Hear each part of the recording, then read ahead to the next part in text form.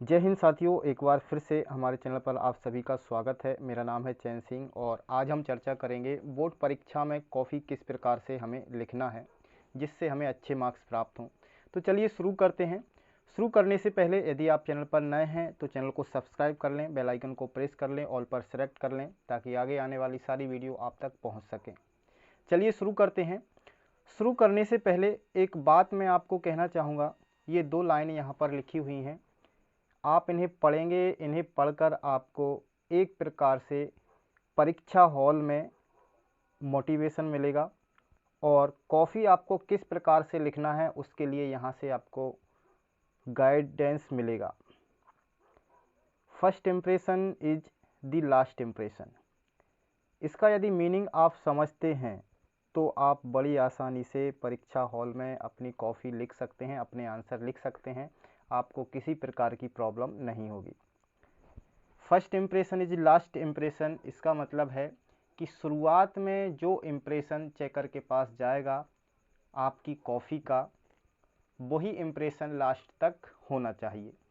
आप जिस प्रकार से आंसर फर्स्ट लिखेंगे उस आंसर को देखकर चेकर क्या सोचता है, चेकर के मन में क्या विचार आने चाहिए, तो वो विचार उसके आखिरी तक बने रहते हैं। यदि आपका फर्स्ट आंसर ही आपने गलत तरीके से, अव्यवस्थित तरीके से लिख दिया है तो फिर ये इम्प्रेशन वह आपकी कॉफ़ी चेक करते समय लास्ट तक रखेगा और ठीक तरीके से आपकी कॉफ़ी भी चेक नहीं करेगा। और यदि आपने ठीक तरीके से नहीं लिखा है तो फिर मार्क्स भी आपको पूरे नहीं देगा। तो फर्स्ट इम्प्रेशन हमें इस प्रकार से बनाना है कि हमारे फेवर में रहे और लास्ट तक वही इम्प्रेशन रहे, जिससे कि चेकर के मन में ये ना बैठे कि हमने सभी आंसर गलत लिखे हैं। हमें शुरुआत वहाँ से करनी है जिससे कि हमारा इम्प्रेशन अच्छा जाए। चलिए यहाँ पर मैं आपके लिए देखिए एक कॉफ़ी जो है पिछले वर्ष की 2022 की जो टॉप आंसर बुक है, जिस व्यक्ति ने टॉप किया है ये उसकी आंसर बुक है जो आपको मैं बताना चाह रहा हूँ। यहाँ पर हमें गौर इस बात पे करना है। देखिए यहाँ पर जो लिखावट है कोई ख़ास नहीं है, मतलब कि आपकी हैंड राइटिंग कुछ खास मैटर नहीं रखती है। बस आपकी हैंड राइटिंग इस प्रकार की होना चाहिए कि जो चेकर है वह ठीक तरीके से उसका अध्ययन कर सके, समझ सके, पढ़ सके। अभी आप जब शुरू करेंगे तो शुरू आप वहाँ से कीजिए जहाँ से आप अच्छे से कर सकते हैं। यदि आप प्रश्न क्रमांक फर्स्ट से ही कॉफ़ी लिखना प्रारंभ कर रहे हैं, वहाँ से आपको सब कुछ आ रहा है, जितना भी आ रहा है, अब उसमें से सही होगा गलत होगा वो चेकर चेक करेगा, लेकिन आप लिखना कहाँ से प्रारंभ करेंगे? फर्स्ट क्वेश्चन से। देखिए उत्तर पुस्तिका में क्या लिखा हुआ है, उत्तर क्रमांक 1। उसके बाद अब ये सही विकल्प हैं, तो सही विकल्प में जो विकल्प नंबर सही है फर्स्ट का कौन सा होगा उसका नंबर लिखा और उसके सामने क्या लिख दिया है, उसका आंसर लिख दिया है। फर्स्ट का 0, सेकंड का उत्पादन, थर्ड का 1 अप्रैल से 31 मार्च और फोर्थ का delta C upon delta by पूर्ण प्रतियोगिता एडम स्मिथ। अब यहाँ पर देखिए विकल्प हैं और यदि आप टाइम बचाना चाहते हैं तो सिर्फ आंसर लिखिए, आपको विकल्प से कोई मतलब नहीं होगा। उस व्यक्ति ने यहाँ पर देखेंगे तो C D A B C D 4 विकल्प होते हैं, ए बी सी डी, ये चारों विकल्प छोड़ दिए। उसने सिर्फ क्वेश्चन क्रमांक डाला, फर्स्ट क्वेश्चन का कौन से भाग का प्रश्न है वो डाला, उसके बाद डायरेक्ट आंसर लिख दिया। उसका टाइम भी बचा और इम्प्रेशन भी बहुत अच्छा गया। ठीक है, इसके बाद चेकर ने कुछ नहीं किया, राइट राइट, यदि गलत है तो उसको गलत कर दिया है और फिर आगे बढ़ा है। तो यहाँ से जो चेकर के पास इम्प्रेशन गया है, इम्प्रेशन किस प्रकार का गया है कि बंदे ने लिखा किस प्रकार से है। बंदे ने लिखा है सिर्फ और सिर्फ आंसर। यहाँ पर ना क्वेश्चन क्रमांक है, ठीक है, क्रमांक किसका है, क्वेश्चन का है, लेकिन यहाँ पर विकल्प थे तो ना सी लिखा, ना डी लिखा, ना ए लिखा, ना बी लिखा, कुछ नहीं लिखा। उसने क्वेश्चन क्रमांक डाला, क्वेश्चन क्रमांक के आगे उसका जो आंसर है उसे लिख दिया है।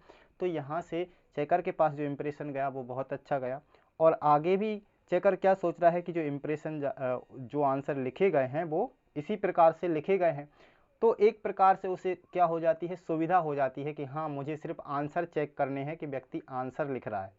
इसके बाद देखिए उत्तर क्रमांक 2 ऊपर उसने लिख दिया है रिक्त स्थानों की पूर्ति। उत्तर क्रमांक 2 रिक्त स्थानों की पूर्ति। अब रिक्त स्थान में जो भरना है सिर्फ वो ही उसने यहाँ पर भरा हुआ है।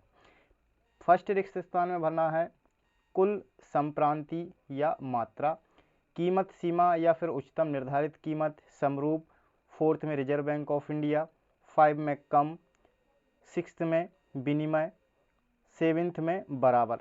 इस प्रकार से उसने जो आंसर भरे हुए हैं, जो सिर्फ आंसर था वही लिखा है, ठीक है, पूरा लिखने की आवश्यकता नहीं है। यहाँ से एक तो उसने टाइम भी बचा लिया। अब ये टाइम वह कहाँ पर यूज कर सकता है, लॉन्ग आंसर पर। हम थर्ड प्रश्न देखते हैं। तीसरा उत्तर क्रमांक उसने लिखा है थर्ड। यहाँ पर देखिए उत्तर क्रमांक तीसरा और सत्य असत्य। अब यहाँ पर जो सेंटेंस दिए हैं सबसे पहले उसने नंबर लिख दिए, सेंटेंस 1, सेंटेंस 4, 5, इस प्रकार से कौन सा सेंटेंस सत्य है असत्य है उसने यहाँ पर लिख दिया है, उसका आंसर कंप्लीट। एक बार पढ़ा होगा कौन सा सत्य है कौन सा असत्य है, उसने पेपर पे मार्क किया होगा और उसके बाद यहाँ पर आंसर लिखकर छोड़ दिया है और कुछ भी नहीं लिखा है। आगे बात करें हम, देखिए इसके बाद उत्तर क्रमांक 4 सही जोड़ियाँ मिलाइए। अब यहाँ पर कुछ लोग क्या करते हैं, इस साइड की जोड़ियाँ भी उतारेंगे, इस साइड की जोड़ियाँ भी उतारेंगे और इस प्रकार से मैच करेंगे कि ये इससे मिल रहा है ये इससे मिल रहा है। इससे क्या होगा, आपका टाइम वेस्ट होगा और जो इम्प्रेशन है आपका वो भी गलत जाएगा। तो आपको करना क्या है, फर्स्ट की जोड़ी कौन किससे मिल रही है उसके सामने लिख दिया, सेकंड की जोड़ी किससे मिल रही है उसको भी सामने लिखो, तीसरे की जोड़ी किससे मिल रही है उसको भी सामने लिखो, चौथे की जोड़ी किससे मिल रही है उसको भी सामने लिखो। इस प्रकार से चेकर को समय नहीं लगता है। चेकर क्या करेगा, फटाफट से चेक करेगा कि ये सही लिखा हुआ है, उसने राइट किया, आपको मार्क्स देगा और आगे बढ़ेगा। इसके बाद फिर क्या है, उत्तर क्रमांक 5 एक वाक्य में उत्तर लिखिए। अब देखिए हम एक वाक्य में जो उत्तर लिखते हैं यहाँ पर थोड़ा सा हमें गौर करना है। ये जो उत्तर है हम 2 शब्दों में या 3 शब्दों में इस प्रकार भी आ सकते हैं, बशर्ते क्वेश्चन किस प्रकार का है। अब यहाँ पर किसी क्वेश्चन की सन पूछी है कि ये कब हुआ, कब के लिए उसने देखिए सन 1844 में ये कर दिया है। इसके बाद दूसरा विपरीत। तीसरा देखिए उसका जो आंसर लिखा हुआ है ये केवल यहाँ पर अवसर लागत लिख देता तो भी उसका गलत नहीं होता। इसके बाद भी उसने थोड़ा सा डिस्क्रिप्शन कर दिया है। बाजार में श्रम की कुल मांग द्वारा, यहाँ पर देखिए 3, और ये सारे मतलब आंसर हमें किस प्रकार से लिखना है, हमारा जो इम्प्रेशन बनाना है वो किस प्रकार से बनाना है। यहाँ तक यदि हमने देख लिया है तो हम थोड़ा सा और आगे देखते हैं कि उसने जो 70 शब्दों में या फिर 30 शब्दों में आंसर लिखने हैं, मतलब कि लघु उत्तरीय प्रश्न और दीर्घ उत्तरीय प्रश्न किस प्रकार से लिखने हैं। तो इसके लिए मैंने एक ही यहाँ पर जोड़ा है, यहाँ पर समझ लेते हैं।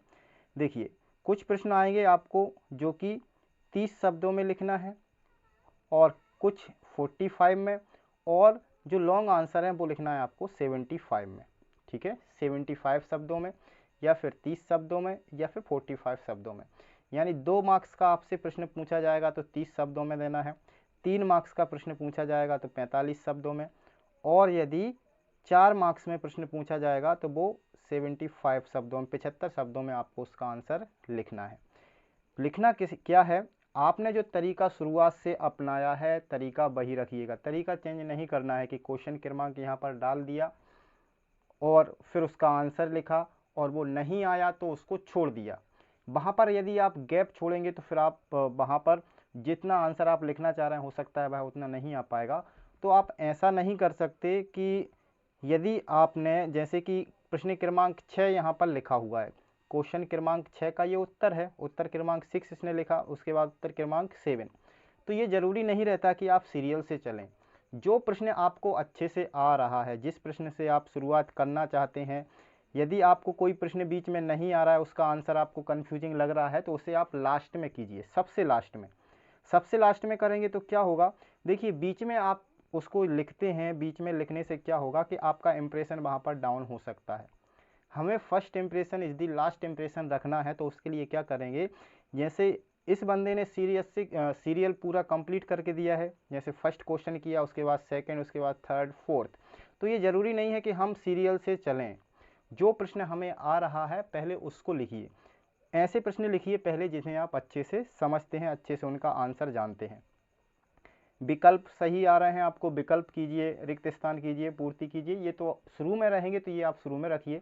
उसके बाद जो हमें व्याख्यात्मक प्रश्न हैं वो इस प्रकार से लिखने हैं, जो फर्स्ट सबसे अच्छा आ रहा है उसको पहले लिखिए, उसके बाद फिर जो आ रहा है उसको लिखिए, और जो नहीं आ रहा जिसमें कन्फ्यूजन है उसे आप रखिए लास्ट में। ठीक है, लास्ट में आप रखेंगे तो वहाँ तक जो चेकर है कॉफ़ी चेक करते हुए जाएगा तो उसका इंप्रेशन वहाँ तक इतना रहेगा कि हाँ बंदा ठीक लिख रहा है, तो उस हिसाब से वह जितना पढ़ेगा उतने में ही नंबर देगा। ठीक है, और जितना आ रहा है शुरुआत में उतना ही अच्छा लिखें, बाकी के बाद जो विश्लेषण रहेगा वो अपने हिसाब से आप उसमें लिख सकते हैं। तो आपको जो टारगेट करना है, आपका आंसर कॉफ़ी इस प्रकार से लिखनी है कि ये जो लाइन आप दो याद रखेंगे, बस यही लाइन आपके मोटिवेशन के लिए होना चाहिए वहाँ पे, first impression is the last impression. तो इसी के लिए ये मैंने क्लास ली है। बोर्ड परीक्षाएं कल से शुरू हो गई हैं, 2 तारीख से परीक्षाएं शुरू हो चुकी हैं। तो सभी के लिए best wishes, best of luck. मिलते हैं अगली किसी नई क्लास में, तब तक के लिए जय हिंद, वंदे मातरम।